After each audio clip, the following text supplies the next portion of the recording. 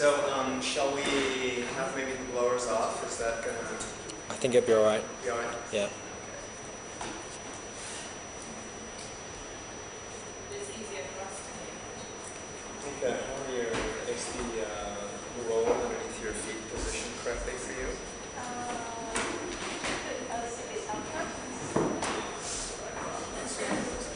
So I look down to her feet and I notice she's not, it's too far up. So the feet ideally need to hang over, and that's what creates comfort for the ankles. We don't want the ankles hyperextended like that.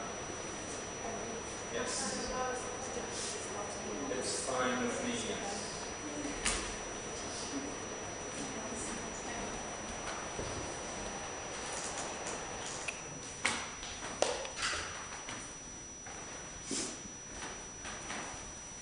Harry, is that also her preference or yours?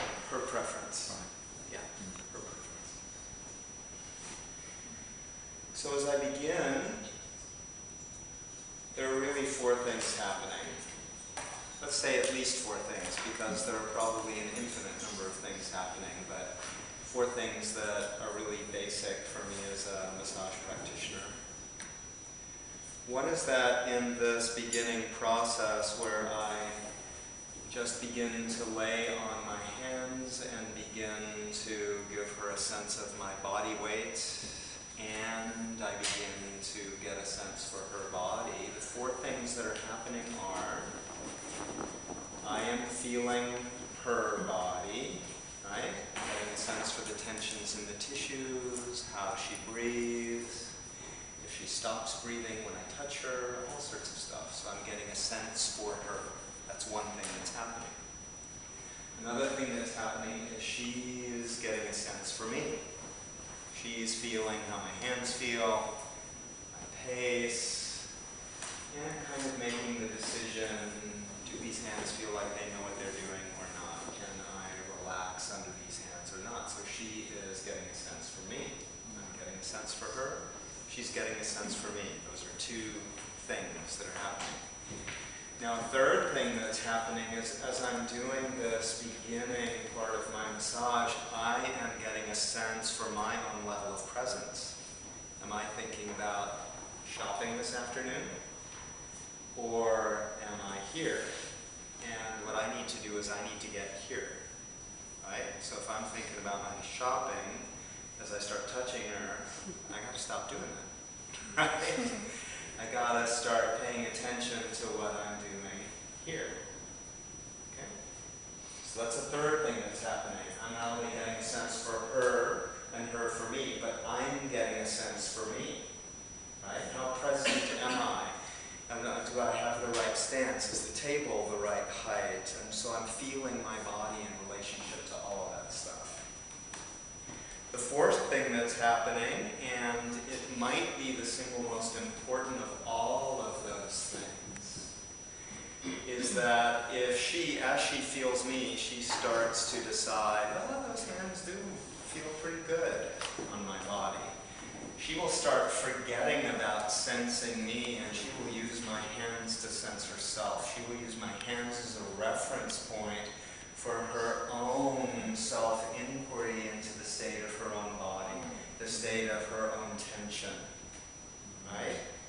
And that's where things get really interesting, because if we can qualitatively hold a very high level of her own attention upon herself, her own internal process, where my hands are taking her in her, then very deep processes of unwinding and self-organization can happen.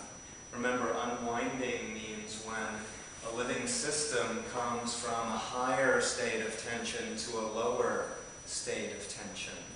When high stress begins to become low stress, and maybe even for moments no stress. And when that happens, you see, the central nervous system can reset itself. And resetting the central nervous system is designed to do that actually daily, right? Daily in deep sleep. That's one of the functions of deep sleep. Okay? Now, Daily. daily, every day. Daily. Todos los días. Todos los días is Spanish. Yeah, that I know Tutti i you giorni. understand. Tutti i giorni. Oh, we could say tutti i giorni. Esatto. Or tutti i giorni. Tutti i giorni. So you see, I'm just taking some time with this process here. And I'm taking a little more time than usual because I'm explaining to you as I do it. So it's probably doubling the amount of time that I spend doing this. Okay. Now she took a nice deep breath up into my hands, and that's an indication she probably likes how that feels. So I'm just going to stay here for a moment longer.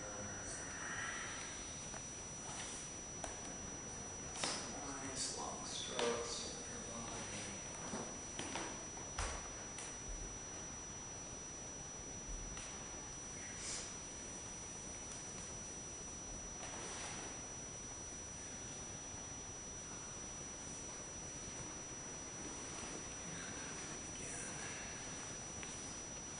Over back.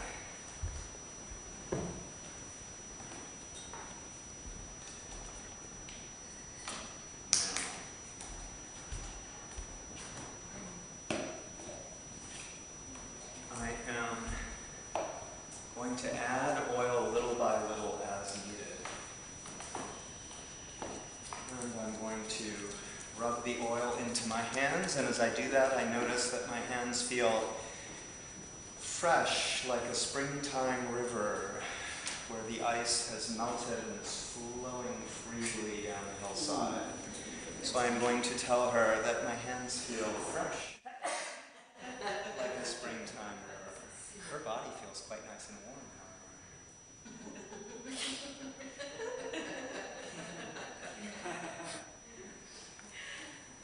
So what you don't want to say in that circumstance is, my hands are really cold. Because people kind of go, ah!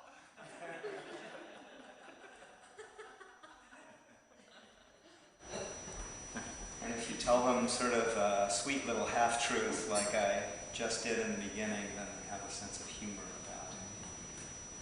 The temperature of one's hands, which as you start working like this, begin to warm up quite quickly.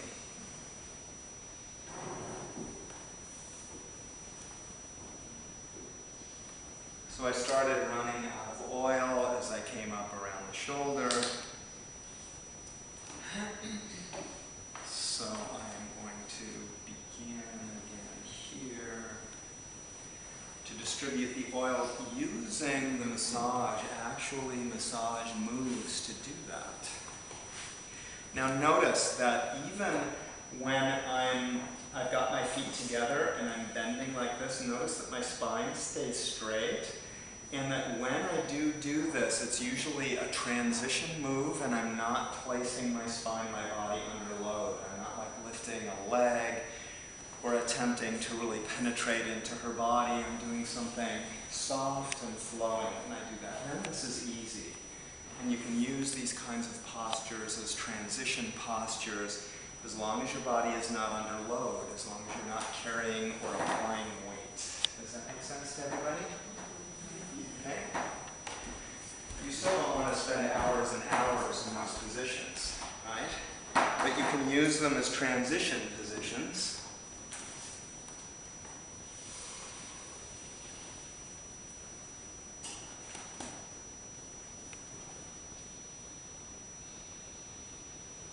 As long as you're not placing particularly your spine under load.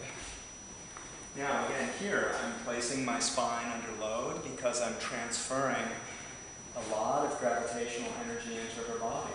So you see now I've got my proper posture, my proper base, I'm following the force of gravitation.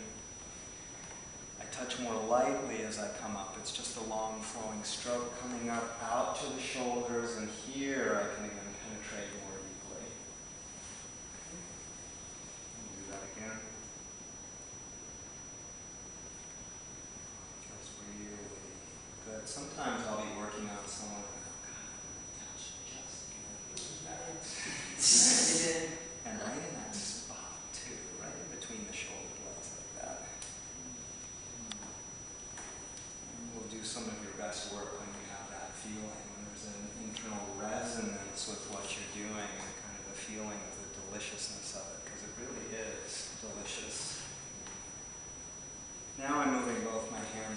side, but this is basically the very same move as this. Do you all see that?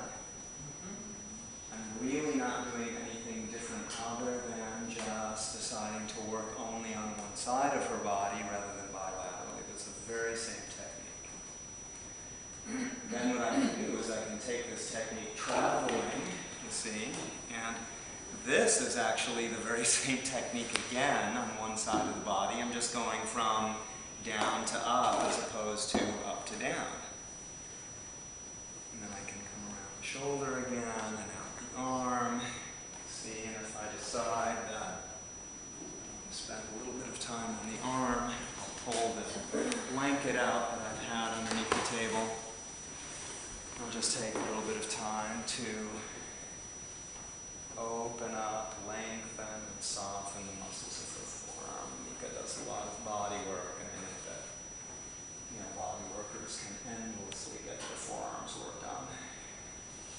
Anybody that really uses their hands a lot, people in the computer industry that are working on keyboards, contractors who are holding hammers and screwdrivers and driving nails all day, piano players. Yes.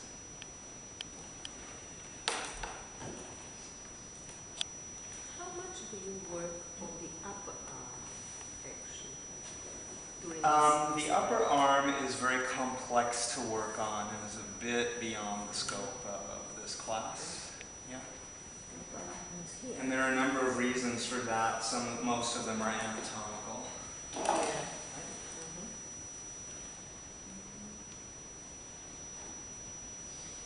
Keep forgetting that this is only the first week. That's right. So you'll notice there are a number of places that just